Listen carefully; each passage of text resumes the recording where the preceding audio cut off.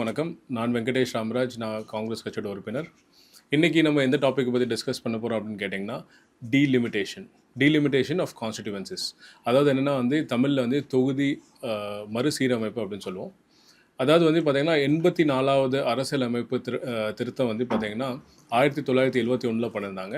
அந்த திருத்தத்தில் என்ன பண்ணியிருந்தாங்க அப்படின்னு சொன்னால், நம்மளோட மக்களவை, மாநிலங்களவை, அப்புறம் மாநிலங்களில் இருக்கிற சட்டமன்றங்கள், இதில் எந்தெந்த இடத்துல எவ்வளோ சீட்ஸ் இருக்கணும் அப்படின்னு சொல்லிட்டு அதை நிர்ணயம் பண்ணி அதை ஃப்ரீஸ் பண்ணாங்க. ஃப்ரீஸ்ன்றது அதுக்கப்புறம் அதை மாற்ற முடியாது. எப்போ வரைக்கும் மாற்ற முடியாது? 1971 2026 வரைக்கும் மாற்ற முடியாதுன்னு சொல்லிட்டு ஃப்ரீஸ் பண்ணாங்க. அதன்படி பார்த்திங்கன்னா நம்மளோட மக்களவையில் இப்போது 543 சீட் இருக்குது. ஸோ இது ஏன் இந்த டாபிக் இன்றைக்கி பேச போகிறோம் அப்படின்னு கேட்டிங்கன்னா, இது ரொம்ப ரொம்ப முக்கியமான டாபிக். குறிப்பாக தமிழ்நாட்டுக்கு அண்ட் தென்னிந்தியாவுக்கு இது முக்கியமான டாபிக். இப்போது கவர்மெண்ட் என்ன பண்ணுறாங்கன்னா, 2026 ஏப்ரல் 1 தேசிய ஜனத்தொகை கணக்கெடுப்பு எடுக்க போகிறாங்க. தேசிய ஜனத்தொகை கணக்கெடுப்பு எப்படி எடுக்க போகிறாங்க அப்படின்னு கேட்டிங்கன்னா, டிஜிட்டல் வாயிலாக முதல் முறையாக பண்ண போகிறாங்க. இது வரைக்கும் பார்த்திங்கன்னா மேனுவலாக எடுத்துகிட்டு இருந்தாங்க. முதல் முறையாக டிஜிட்டல் ஃபார்மில் பண்ண போகிறாங்க. இது ஏப்ரல் 1 2026 ஸ்டார்ட் ஆகி செப்டம்பர் 2026 வரைக்கும் பண்ணுவாங்க. அதுக்கப்புறம் மொத்த ஜனத்தொகையோட டீட்டெயில்ஸ் நம்ம February 2027 வெளியிட போகிறாங்க. இது 16வது தேசிய ஜனத்தொகை கணக்கெடுப்பு. 1931 ஸ்டார்ட் பண்ணி இன்றைக்கி 16வது கணக்கெடுப்பு எடுக்க போகிறாங்க இந்த வருஷம். நம்ம கடைசியாக எடுத்தது பார்த்திங்கன்னா 2011 இந்த கணக்கெடுப்பு எடுத்தாங்க. அப்போது பார்த்திங்கன்னா நம்மளோட இந்தியாவோட மொத்த ஜனத்தொகை பார்த்திங்கன்னா 121 கோடி மக்கள் இருந்தாங்க.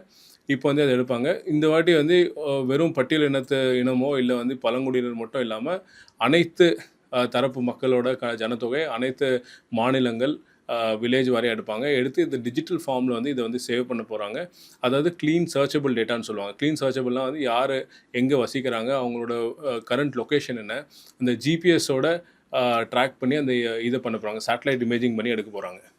ஸோ இப்போ நம்ம ஏன் இந்த டீலிமிட்டேஷனை பற்றி இன்றைக்கி பேச போகிறோம் அப்படின்னு கேட்டிங்கன்னா, இப்போ தொகுதிகள் 543 தொகுதின்றது ரீடிஸ்ட்ரிபியூஷன். அதாவது 816 இல்லை இருக்கிறதுக்கு டபுளாகவும் ஆக்கிறதுக்கு வாய்ப்புகள் இருக்குது.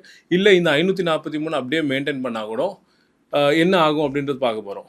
அதாவது பார்த்திங்கன்னா 1952 நம்ம இந்திய அரசு, மத்திய அரசு பார்த்திங்கன்னா என்ன பண்ணாங்க அப்படின்னு கேட்டிங்கன்னா, அதாவது இது ஜனத்தொகையை கட்டுப்படுத்தணும் அப்படின்னு சொல்லிட்டு பர்த் கண்ட்ரோலுக்குன்னு ஒரு ஸ்கீமை கொண்டு வந்தாங்க. பர்த் கண்ட்ரோல்ன்றது நம்மளோட புதுசாக பிறக்கிற குழந்தைங்களை குறைக்கணும் அப்படின்னு சொல்லிட்டு அந்த திட்டத்தை கொண்டு வந்தாங்க. அதன்படி பார்த்திங்கன்னா 1970 பார்த்திங்கன்னா கேரளா நல்லா கண்ட்ரோல் பண்ணாங்க. 1980 பார்த்திங்கன்னா தமிழ்நாடு நல்லா கண்ட்ரோல் பண்ணாங்க. 1990 ஆந்திரா நல்லா கண்ட்ரோல் பண்ணாங்க. அப்போ ஆந்திர பிரதேசம், தெலுங்கானா ஒரே மாநிலமாக இருந்தது. இப்போ தான் அது பிரிஞ்சு போச்சு. அப்போது இங்கே என்ன நடக்குது அப்படின்னு கேட்டிங்கன்னா, நம்ம தென்னிந்தியாவில் இருக்கிற இந்த 5 மாநிலங்களும் நல்ல பர்த் கண்ட்ரோல் பண்ணோம். பர்த் கண்ட்ரோல் பண்ணதுனால நம்ம இப்போ பார்த்திங்கன்னா இந்த 5 மாநிலங்களை சேர்த்து 129 தொகுதி நம்ம வச்சுருக்கோம். மக்களவை தொகுதி 129, பாண்டிச்சேரி 130, லக்ஷதீப் ஒரு 131. இப்போ என்ன ஆகும்னு கேட்டிங்கன்னா, இந்த ஜனத்தொகை நம்ம குறைஞ்சதுனால பிரதிநிதித்துவம் ஜனத்தொகையின் அடிப்படையில் கொடுக்கறதுனால நமக்கு 20லேருந்து 25 சீட் தென்னிந்தியாவுக்கு குறையிறதுக்கான வாய்ப்புகள் இருக்குது. அப்போது இந்த ஜனத்தொகையை நம்ம கண்ட்ரோல் பண்ணதுக்கு, அதாவது நாம் இருவர் நமக்கு இருவர் என்ற திட்டம் சொல்லி, நாம் இருவர் நமக்கு ஒருவர்னு சொல்லி நம்ம எந்த அளவுக்கு நம்ம ஜனத்தொகையை கட்டுப்படுத்திருக்கோம்னா அதுக்கு அளவே இல்லை. ரொம்ப டிசிப்ளின்டாக இருந்தது இந்த சவுத் இந்தியன் ஸ்டேட்ஸ் தான். இதே நீங்கள் யூபி, பிஹார்னு போனீங்கன்னா கட்டுக்கடங்காமல் அவங்க பெற்று போட்டுனே இருக்காங்க. ஜனத்தொகைகள் தொடர்ந்து ஏறிட்டு தான் இருக்குது. தவிர அங்கே எதுவுமே அவங்க கட்டுப்படுத்துறதுக்கான முயற்சிகள் எடுக்கவே இல்லை. அப்போது அவங்க டிசிப்ளினாக இல்லாததுக்கு, ஜனத்தொகையை ஏற்றுனதுக்கு அவங்களுக்கு கூடுதலான தொகுதி, கூடுதலான அவங்களுக்கு ஜிஎஸ்டியில் பங்கு கொடுக்கறது நியாயமாகுமா? அப்போ நமக்கு என்னென்ன இதனால் நமக்கு ட்ராபேக்ஸ் அப்படின்னு பார்ப்போம். அதாவது நமக்கு இதனால் என்ன மோசமான விளைவுகள் ஏற்படும். ஒன்று நமக்கு ஏற்கனவே 129 சீட் இருக்கும்போதே நமக்கு பார்த்திங்கன்னா மத்திய அரசு அவ்வளோவா நமக்கு தேவையானது கொடுக்குறது கிடையாது. நம்ம ஓட்டு போட்டாலும் போடலனாலும் அவங்க ஹிந்தி பேசுகிற வட இந்தியா, மேற்கு இந்தியா, மத்திய இந்தியா, அதே மாதிரி வந்து கிழக்கு இந்தியாவில் வந்து அவங்களுக்கு கிடைக்கிற ஓட்டுகளே வந்து அவங்களுக்கு ஜெயிக்கிறதுக்கு போதுமான அளவுக்கு இருக்குது. அப்போ வந்து நமக்கு வந்து சீட்டு குறைஞ்சி அந்த பக்கம் சீட் ஏறிச்சுன்னா அப்போ அவங்க வெல்றதுக்கான வாய்ப்புகளும் வந்து அதிகரிக்கும். அது இல்லாமல் பார்த்தீங்கன்னா உங்களுக்கு எல்லாருக்குமே தெரியும், இந்தியாவில் வந்து இரண்டாவது பொருளாதாரத்தில் வந்து 2வது இடத்துல இருக்குது வந்து தமிழ்நாடு மாநிலம், மகாராஷ்டிராவுக்கு அப்புறம். அப்போ அதிகபட்ச பொருளாதாரம் நம்மகிட்ட தான் இருக்குது.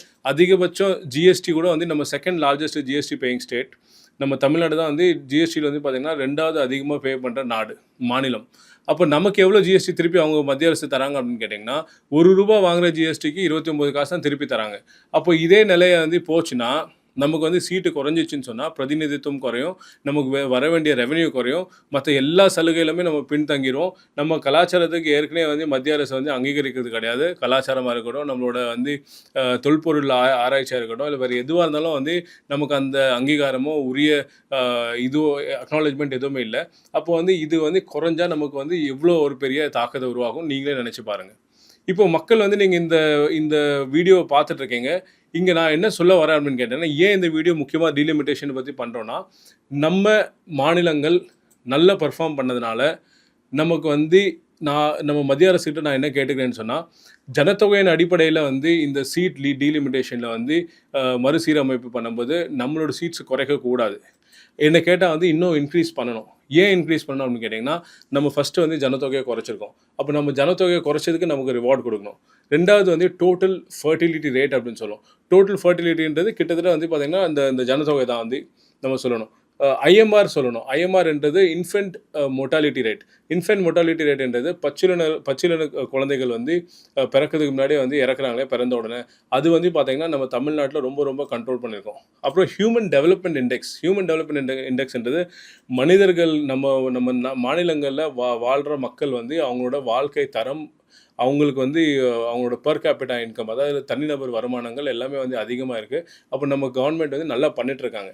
அதுக்கப்புறம் ஜிடிபி, கிராஸ் டொமெஸ்டிக் ப்ராடக்ட்னா மொத்த இந்தியாவில் வந்து உற்பத்தி பண்ணுற உற்பத்திகள், அதாவது வேளாண் உற்பத்தியாக இருக்கட்டும், இல்லை வந்து இண்டஸ்ட்ரீஸ் தொழிற்சாலையிலேருந்து பண்ணுற உற்பத்திகளாக இருக்கட்டும், இல்லை ஏற்றுமதி பண்ணுறதா இருக்கட்டும், இதுலேயும் வந்து நம்ம வந்து முன்னோடியாக இருக்கும். அப்போ வந்து நம்ம எவ்வளோ நம்ம ஜிடிபிக்கு வந்து இந்த இந்தியாவுக்கு வந்து கான்ட்ரிபியூட் பண்ணுறோம், நம்மளோட பங்கு எவ்வளோ இருக்குன்னு அதை வந்து எடுத்துக்கணும். அதுக்கப்புறம் வந்து பார்த்திங்கன்னா ஜிஎஸ்டி, நம்ம வந்து ஜிஎஸ்டி வந்து எவ்வளோ வந்து நம்ம இந்த மாநிலத்துலேருந்து நம்ம வந்து கவர்மெண்ட்டுக்கு கட்டுறோம், அதுவும் கணக்கில் எடுத்துக்கணும். அதுக்கப்புறம் வந்து முக்கியமாக ஜெண்டர் பேரிட்டின்றது என்னன்னா, நீங்கள் வந்து ஒரு 30-35 வருஷத்துக்கு முன்னாடி வந்து நம்மளோட ஆணுக்கும் பெண்ணுக்கும் உள்ள வந்து நீங்கள் ஜனத்தொகையில் கணக்கு எடுத்தீங்கன்னா 1000 ஆணுக்கு வந்து பார்த்தீங்கன்னா 920 பெண்கள், 940 பெண்கள் அப்படின்னு இருப்பாங்க. ஆனால் வந்து தமிழ்நாட்டில் பார்த்தீங்கன்னா வந்து ஒரு காலத்தில் வந்து கள்ளிப்பால் கொடுத்து குழந்தைங்களை வந்து பெண் குழந்தைங்களை கொண்டுட்டு இருந்தாங்க. அது வந்து சரியாக வந்து அதுக்கு வந்து ஒரு சட்டங்கள் இல்லாமல் இருந்தது. பட் இன்றைக்கி வந்து பார்த்தீங்கன்னா ஆண் குழந்தையோ பெண் குழந்தையோ நம்ம வந்து கருவில் இருக்கும்போதே வந்து அவங்க ஆணா பெண்ணான்னு தெரிஞ்சுக்கிறதுக்கு கவர்மெண்ட் அலோவ் பண்ணுறது கிடையாது. அப்படியே வந்து இல்லீகலாக தெரிஞ்சுக்க முயற்சி பண்ணால் கூட கவர்மெண்ட் வந்து சரியான ஆக்ஷன் எடுக்கிறாங்க. அது இல்லாமல் பிறந்ததுக்கப்புறம் வந்து எந்த குழந்தையும் வந்து சாகாமல் கொல்லப்படாமல் இந்த கவர்மெண்ட் வந்து நல்லா பார்த்துக்குது. அப்போது இன்றைக்கி நீங்கள் பார்த்தீங்கன்னா நம்மளோட மேல் வர்சஸ் ஃபீமேல் ரேஷியோ, அதாவது ஆணுக்கு நிகர் பெண்ணோட ரேஷியோ பார்த்தீங்கன்னா கிட்டத்தட்ட நம்ம வந்து சேம் லெவலுக்கு வந்திருக்கோம்.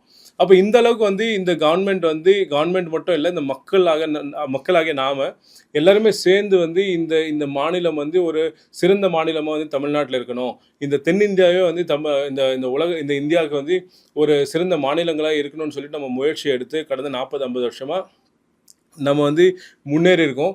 முக்கியமாக லிட்ரஸின்றது இது கல்வியில் கூட பார்த்தீங்கன்னா தமிழ்நாடாக இருக்கட்டும், கேரளாவாக இருக்கட்டும், மற்ற மாநிலங்கள் பார்த்தீங்கன்னா அதிகபட்சம் படித்த மக்கள் நம்ம மாநிலங்களில் தான் இருக்காங்க. அது இல்லாமல் வந்து சவுத் இந்தியாவில் தான் வந்து வெளிநாட்டில் போயிட்டு பெரிய பெரிய கம்பெனிஸில் ஒர்க் பண்ணுறாங்க. அது இல்லாமல் வந்து அந்நிய செலாவணியாக அதிகமாக ஈட்டி கொண்டு வர்றது நம்ம தென்னிந்தியாவை சேர்ந்த மக்கள் தான். வந்து மைக்ரோசாஃப்டாக இருக்கட்டும், இல்லை வந்து ஆரக்கலாக இருக்கட்டும், இல்லை வந்து டெஸ்லாவாக இருக்கட்டும், இல்லை நீங்கள் எந்த கம்பெனி வந்து உலகத்தை எடுத்துட்டாலும் அங்கே வந்து பார்த்திங்கன்னா கூகுள், பெப்சி, அந்த மாதிரி கம்பெனிஸை வெளியில் ஒர்க் பண்ணுறாங்க. அது மூலமாக வந்து அந்நிய செலாவணி ஈட்டுறோம், ஏற்றுமதிகள் பண்ணி அந்நிய செலாவணி ஈட்டுறோம். அப்போ வந்து இந்த மாதிரி டோட்டல் ஃபர்டிலிட்டி ரேட், அப்புறம் வந்து பார்த்திங்கன்னா இன்ஃபென்ட் மோர்டாலிட்டி ரேட், லிட்ரஸி, அது நம்ம பண்ணியிருக்கோம். எதை நீங்க எடுத்துட்டாலும் நம்ம முன்னோடியா இருக்கோம். அப்போ வந்து நமக்கு வந்து தொகுதிகள் வந்து அதிகமா குடுக்கணும். இதன் அடிப்படையில.